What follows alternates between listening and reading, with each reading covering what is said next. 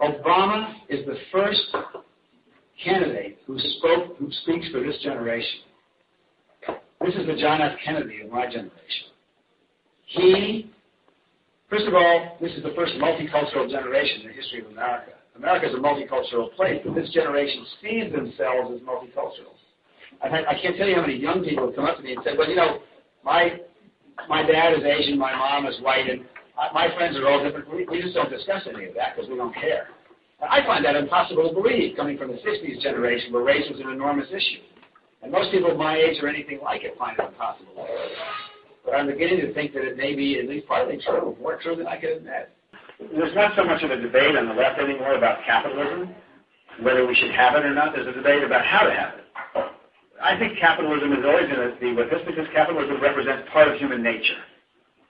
But the other part of human nature is communitarianism. There's a natural tendency of human beings, in addition to wanting to do things for themselves, they feel a great responsibility and wanting to be part of a community. And so I think the debate for the new generations, instead of capitalism or socialism, is we're going to have both, and then which proportion of each should we have in order to make this all work? It's a much more sensible debate. Well, so this is a very, very important, this is a new innovation from Obama, and I think it's a great thing for the Democratic Party. Remember I talked about the permanent campaign? Well, before I got to the DNC, we didn't have a permanent campaign. You would campaign for 1 year when you had a candidate, and then if you didn't win, you wouldn't campaign for the next 3 years. No wonder we lose.